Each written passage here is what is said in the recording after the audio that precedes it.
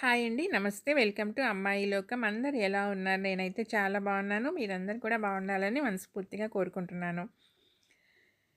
ఇవాళ మన రెసిపీ వచ్చేసి అటుకులతో చాలా క్రిస్పీగా, టేస్టీగా ఉండే ఒక ఈవినింగ్ స్నాక్ రెసిపీ అనమాట. అటుకులతో పకోడా ఎలా చేయాలో చూద్దాం. స్కిప్ చేయకుండా చూడండి. మిక్సింగ్ బౌల్‌లో వచ్చి ఒక కప్ అటుకులు తీసుకున్నాము. ఇవి ముద్దటుకులు కాదు, పేపర్ అటుకులు కాదండి. మీడియంగా ఉండే అటుకులు అనమాట. వీటిని మంచిగా 2 టైమ్స్ వాష్ చేసుకుందాము. వాష్ చేసుకున్న తర్వాత దీంట్లో మరి కొంచెం ఎక్కువ కాకుండా కొంచెం నీళ్ళు యాడ్ చేసుకొని ఒక 10 నిమిషాల పాటు నానబెట్టుకుందామండి. పేపర్ అటుకులు తీసుకోవద్దు, ఎందుకంటే మనం వాష్ చేసుకునే లోపలే వాటిని కడిగేసుకునే లోపలనే అవి బాగా మెత్తగా అయిపోతుంది. అందుకని ఈ రెసిపీకి అంత బాగుండదండి. ముద్ద అటుకులు కానీ మీడియం అటుకులు కానీ తీసుకుందాము. చూడండి 10 నిమిషాల తర్వాత చక్కగా నానిపోయినాయి అనమాట, ఉబ్బినాయి మనకి అటుకులు.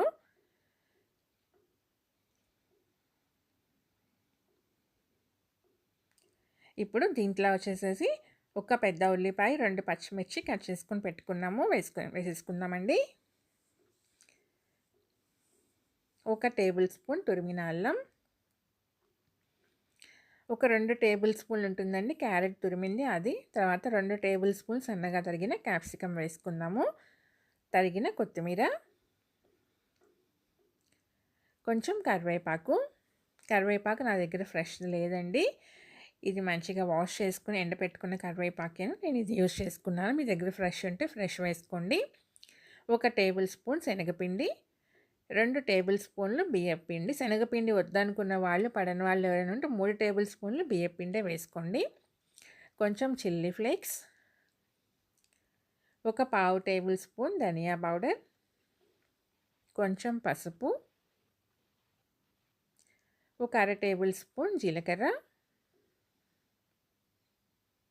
రుచికి సరిపడినంత ఉప్పు,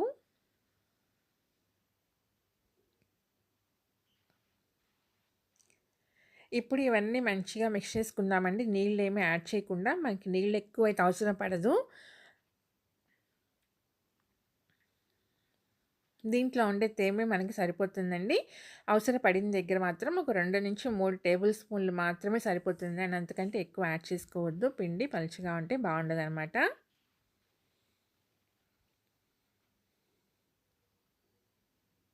నాకైతే ఇది మొత్తం కలపటానికి 2-3 టేబుల్ స్పూన్లు సరిపోయినాయండి నీళ్ళు. ఇప్పుడు పిండి కలిపేసుకున్నాము. దీనికి ఒక తాలింపు తెచ్చుకున్నామండి వేసుకుని. 2 టేబుల్ స్పూన్లు వేడివేడి నూనెలో 1 టేబుల్ స్పూన్ ఆవాలు, 1 టేబుల్ స్పూన్ తెల్ల నువ్వులు, 1 టేబుల్ స్పూన్ కారం, ప్లెయిన్ కారం అండి వేసుకున్నాము. వేసేసి కొంచెం నీళ్ళు, 1 టేబుల్ స్పూన్ నీళ్ళైతే వేసేసుకుని యాడ్ చేసేసి చక్కగా పిండి కలుపుకున్నామండి. ఎందుకంటే పిండి కొంచెం గట్టిగా ఉంది కాబట్టి కొంచెం పలచనవ్వాలన్నమాట. దానికోసం ఇలా చక్కగా మంచిగా మిక్స్ అయ్యేటట్టుగా కలిపేసుకుందాము. చాలా క్విక్గా అప్పటికప్పుడు ఒక స్నాక్ తినాలనుకోండి, క్రిస్పీగా మంచిగా కారం కారంగా చక్కగా ఇలా ట్రై చేసి చూడండి. చాలా అంటే చాలా టేస్టీగా ఉందన్నమాట. ఈవినింగ్ టైంలో చాలా క్విక్గా అయిపోయే ఒక సూపర్ రెసిపీ చూడండి. ఇప్పుడు దీన్ని కొంచెం కొంచెంగా మనం పిండి ఇలా తీసుకుని మీకు ఎలా షేప్లో కావాలంటే అలా షేప్లో ఆయిల్లో వేసేసి, ఆయిల్ వేడెక్కిందండి, వేసేసి ఫ్రై చేసుకుందాం అంతేను.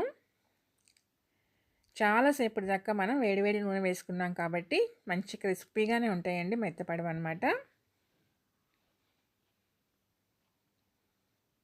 పట్టినన్ని వేసుకుని మరీ ఎక్కువగా వేసుకోవద్దండి, పట్టినన్ని వేసుకుందాము. వేసుకొని వెంటనే మిక్స్ చేసుకోకుండా కొంచెం మనకి ఫ్రై అయిన తర్వాత ఇలా చూడండి మార్చేసుకుందాం ఇంకొక పక్కకి.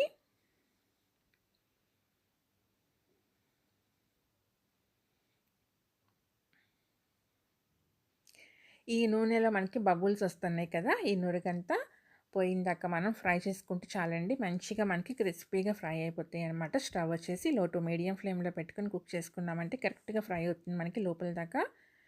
చూసారు కదా ఎంత చక్కగా ఫ్రై అయిపోయినాయి. ఈ నురగ అనేది మనకి పోయింది చూడండి. ఇంకా తీసేసుకుందాం మనం.